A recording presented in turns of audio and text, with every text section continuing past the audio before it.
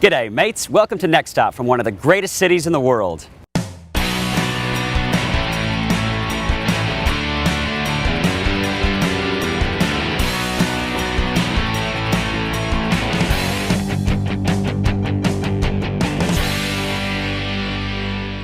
Sydney is consistently rated one of the greatest cities in the world by travelers. I'm one of those travelers, and I definitely agree. It's one of my favorite cities around the globe. There's heaps of wonderful things to do and see here in the land down under, so sit back and enjoy Next Stop Sydney.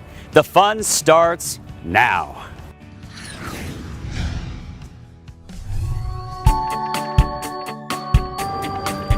We're in one of my favorite Sydney neighborhoods, The Rocks, for a tour with Bonza Bike Tours. So I've ridden a bike before, so I know how to ride a bike. Yep. I know how to put the helmet on, Yep. but I don't know where we're going. Okay, well where we're going today is we're going to start down in Circular Quay. We go up to Observatory Hill. You can see a whole bunch of Sydney from there. Before the bridge was built, it actually had a 360-degree view. Lovely. There. Are we going to get a workout in? So you certainly are. It's easy. It's something that everyone can do. Let's do it. Alrighty.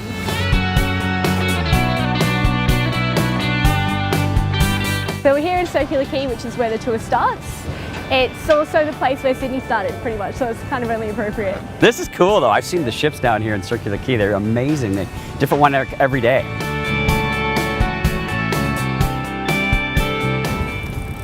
What a view, man. This is awesome.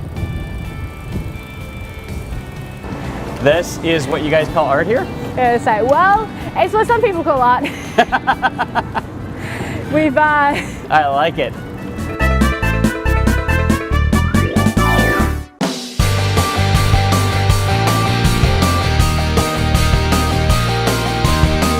We're here in a place called Walsh Bay. What we can see over here is something called Blues Point Tower, which is what some people say is the ugliest building in Sydney, but unfortunately it got heritage listed. So really? Yeah. Why would it be heritage listed? Because it was one of the oldest ones here. So they built it, the government bought it, and it stuck around long enough.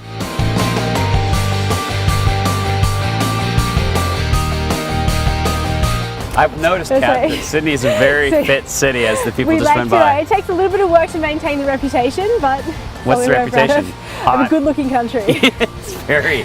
Everybody's in good shape here. I love it. Here we are at Observatory Hill. As you can see, there's a fair bit to observe. There's a lot to observe. There's a lot to observe. As you can see, there's a pretty good view.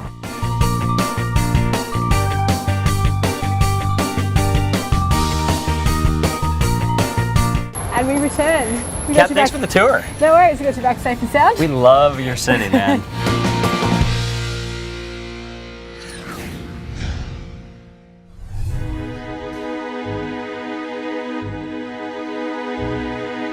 In its short lifetime, the Sydney Opera House has earned a reputation as a world-class performing arts centre and has become a true symbol of Sydney and the Australian nation.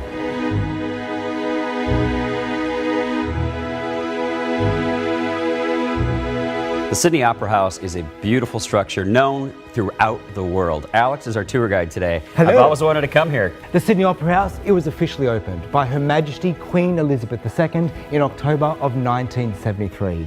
And in that time, the Sydney Opera House has become one of the most visited sites in Australia. The Sydney Opera House has a global recognition factor of around 4 billion people. Wow. That equates to roughly 2 out of every 3 people on the face of the earth. They recognise the iconic shape of the Sydney Opera House.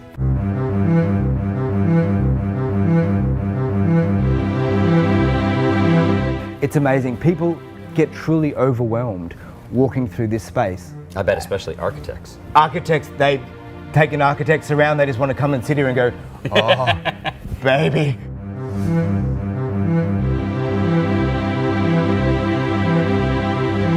Okay, so obviously we got concrete on the inside, but Indeed. on the outside is not.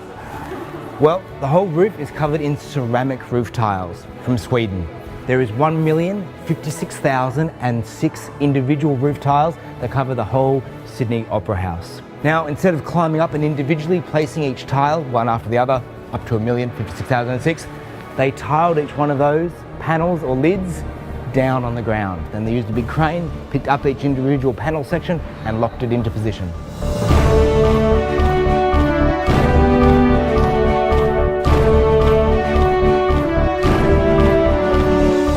What's the message to our viewers? I mean, obviously it's a beautiful structure, but why should people come to the Sydney Opera House? I thought the Sydney Opera House was just for opera and just for classical music. But coming to the Sydney Opera House, it's places to eat, great views all the way around and inside, but it's not just opera that they do here. It's rock concerts, films, talk, avant-garde theatre, cabaret, burlesque, rock shows, a little bit of something for everyone. Well, you've been an awesome tour guide. Thank you, Alex. Pleasure to meet you. Thank you.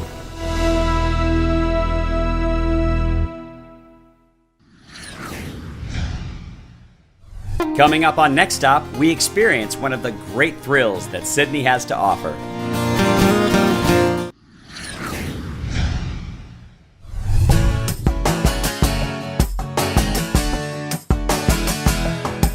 One of the most thrilling things you can do here is climb the Sydney Harbour Bridge. Next stop, the top.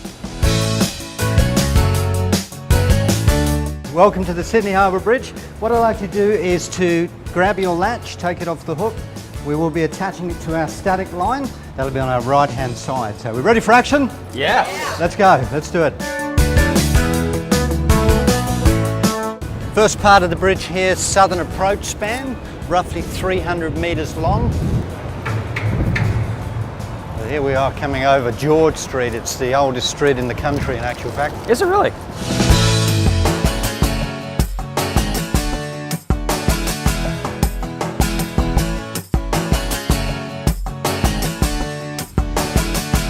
That's quite a climb. Brilliant. That's a fun little climb right there, straight up. Everybody gets the same thrill that you do on the bridge, Jono. And you get to do it several times a day. We do. We get to do it up to 3 times a day. You got to be fit and ready to go as a climb leader. You're looking fit, man.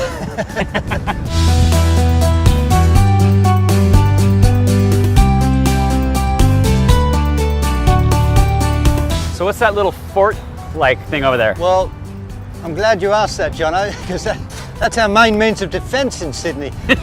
Fort Denison, roughly 155 years of age. So the little island that fort sits on, which is known as Pinchgut, was literally the top of the island was quarried away to a shelf so they could build the fort there that we see today.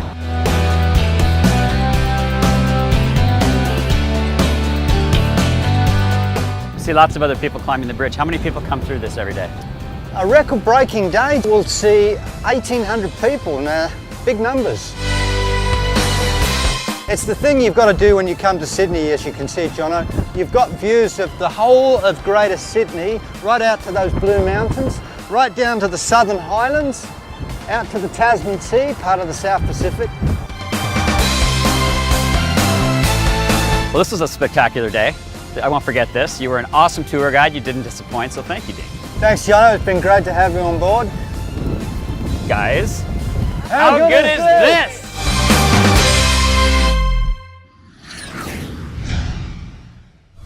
There are over 400 beautiful parks and open spaces here in Sydney, and the city encourages responsible use and enjoyment of their lovely outdoors.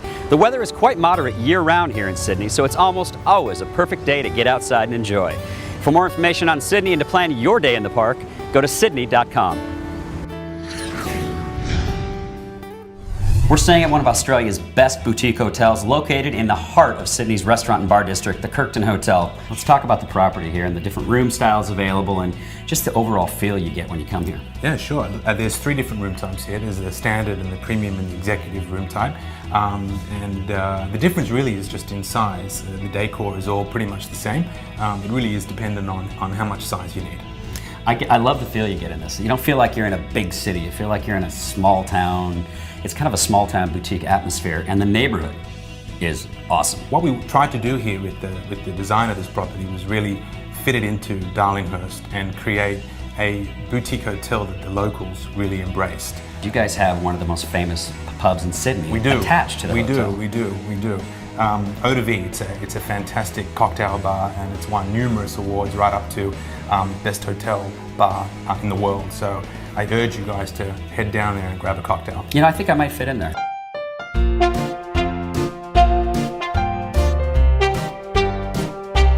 Thanks to Paul, we're in Eau de Vie, which is a kind of speakeasy, right? Yeah, we'll roll with that. Yeah, a speakeasy, a quiet little bar. Ian, I'm told you guys make some crazy cocktails. We do our best shot at it. That's certainly true. Yeah. So what are we gonna do?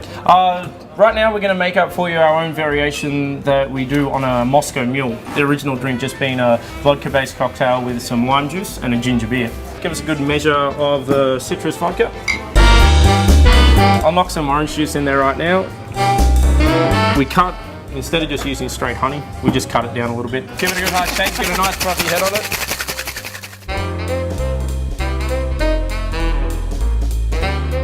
That was very different and very good. Yeah, so that's the Eau de Vie Yuzu Mule. I love it. You've only been open for 2 years. How is it so popular? Well, I think, Sydney eventually is a big town, but the community is small, and when they find something cool, they all follow each other like sheep. Yeah, I noticed the kitchen's right back here. The kitchen This guy's just just in there. whipping it up right next to the bar, out in the open. It's very helpful, and then plus we gave him shots, and he gave us a good recipe to make some drinks. Yeah, so it's a good deal. It's a fair deal. It's a right? win-win. Well, Yeah. cheers to you, Max. Thank you.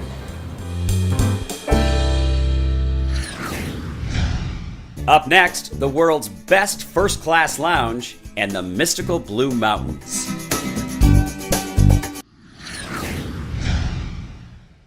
Today, we're traveling a couple hours outside of Sydney for a tour of the mystical Blue Mountains.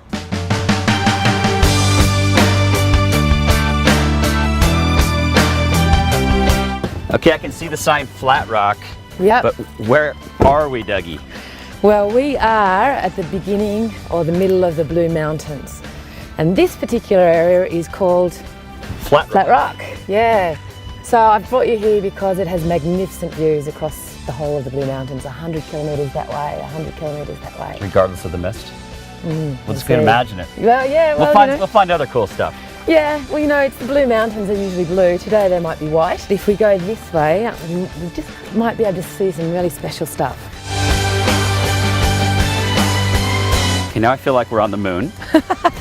But a lot of people have been here. Yeah, look at them all. This is great. Do you think Neil Armstrong has written something I here? bet he has. Yeah.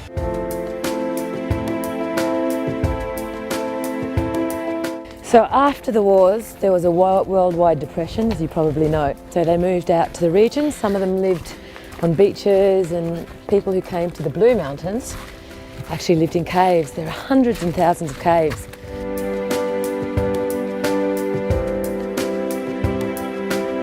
This is really cool. You've never known this existed here.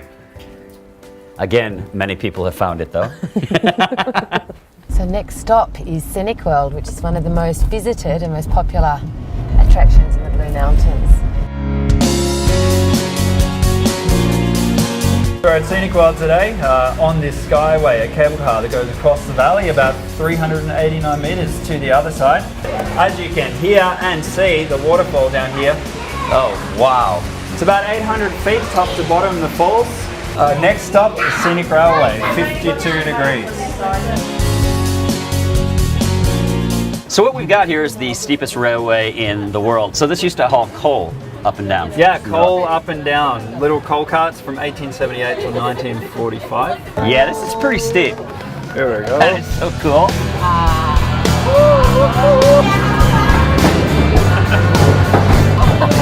This is awesome. Well, this is quite a lovely way to end our day in the Blue Mountains. And this is what you do with your loved ones, romantic, that kind of thing. Well, we love you. You're our new friend. Oh, shucks. Thanks for your time, Doug. Yeah, no Great worries. to meet you. It was a Nice great to day meet you today. too. It Thanks. was, thank you.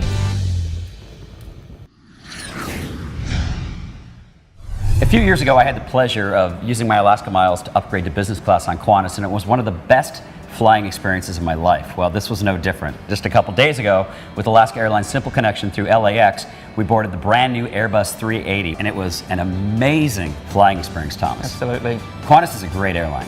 The spirit of Australia. We are, absolutely, and that's what we encompass, that real, just genuine, caring Australian hospitality, and I'm glad to hear that's what you experienced. Now, you've also experienced the Airbus 380. Let's talk about that plane, because it's like a hotel in the sky. It's not like an airplane. No, look, it's not. The 380 has been designed, the interior designed by Mark Newson, who's our creative director at Qantas. The aircraft from the first cabin, business class, premium economy, down to the economy cabin. It's really providing what is now, you know, the queen of the skies. Well, the economy cabin is really nice. Everybody has their own screen at their seat. They've got footrests, snack bar in the back. It's great for economy, but we're able to upgrade to business class.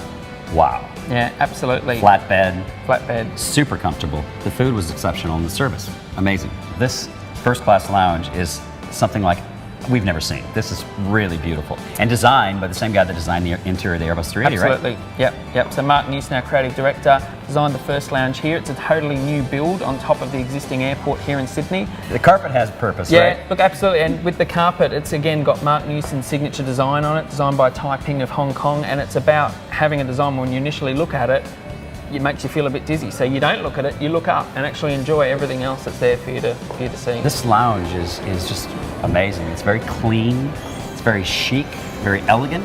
Kind of simple elegance, I think. Yeah, understated luxury is what we like to call it. And I love that noise, the board over there. Yeah, look, you know, features throughout the lounge as well. We don't want to lose the golden eras of aviation. So with the flapper board, you know, we want people to remember.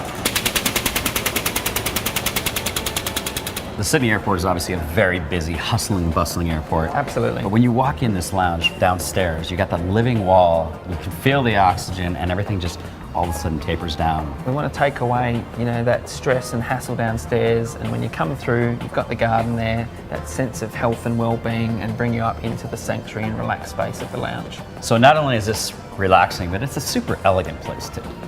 Look, absolutely, and if you know that hustle and bustle downstairs, we couldn't unwind you enough with the living wall. We've thrown in a day spa as well, just to make sure you're really relaxed. Absolutely. No way. Yeah, come and have a look. Wow.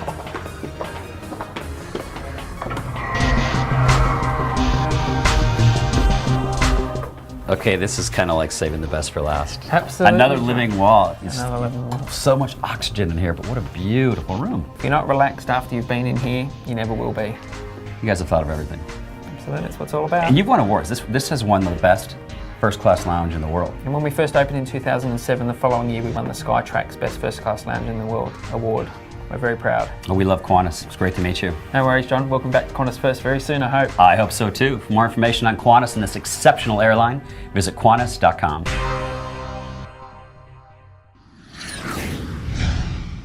Coming up, local music in Macho Manly, and we chat about space beer.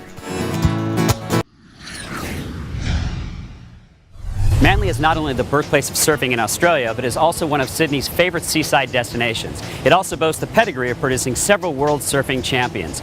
Manly's a quaint little town loaded with hotels, cafes, surfing shops, pubs, and so much more, and was aptly named by Captain Arthur Phillip for its indigenous people's confidence and manly behavior. Manly's slogan, 7 miles from Sydney, 1,000 miles from care. No worries, mate. We're at the Four Pines Brewery in Manly to chat about local foods, space beer, and music. Australians love their beer, and when I was coming to Australia, a few of my mates on the mainland said, you gotta have a Foster's. Jaron, let's just go ahead and dispel the rumor right now. Australians don't drink Foster's. No, not at all. In fact, it's actually really hard to find a Foster's beer anywhere in Australia. Here we are in the brewery for our little romantic dinner for two in Manly. We started just as this brewery bar restaurant that we're in here tonight. And you know, just recently we've gone wholesale sort of around Australia. Crack this bad boy open and you'll see some pretty serious steam coming out of it. And this here is one of the absolute signatures here. Cooked with a little bit of our pale ale here as well. So I read something about space beer. What's space beer? Yeah, good question. So we're actually working with a group of space engineers. The director, who is a bloke from the US who's lived out here for about 10 or 15 years now. The space engineers that we're working with, they're locals here as well. Oh, okay, good. And over a few beers, you do space, we do beer. Let's do space beer. It's a cool story, and the project's already pretty far evolved. Cheers. Cool. To space beer. To space beer. Cheers.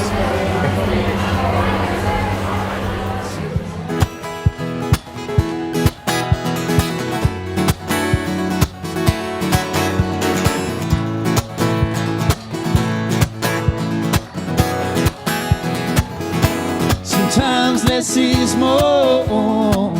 I won't let yes, I've sang. Yes, I wanna go home, but nobody knows my name. James, we're digging your tunes, man. Thanks very much. Cheers. Thank you. What's your choice of beverage this evening? Well, I actually like to blend my beers. This is a blend of Kolsch and Hefeweizen. I call it the Kolscheweizen. Nice. Yeah, I got a lot of hassle from it, but I've been here a couple of years now, so I just kind of like to dabble and mix things up and down. So like Jaron, you're not from Manly either. You're No, from West- I'm actually from a very close to where Jaron was from in Perth. My brother was good friends with Jaron growing up, but a couple of years above me. And I came across here, I was supposed to be here for 2 weeks, and just, that was about a year and a half ago, so I haven't left, and I couldn't leave, I just love it here. Whoa, whoa, way that I love you. Touch my heart, touch my soul. Feel my body on your own. Touch my heart, touch my soul. Feel my body on your own. Touch my heart, touch my soul. Feel my body on your own. Touch my heart, touch my soul. Feel my body on your own. The goal of my music is to reach people through music, and I know that sounds really corny, but I don't actually care monetarily what I do with music. I actually just want to have the most people I can listen to it and be touched by it. The way that I love you.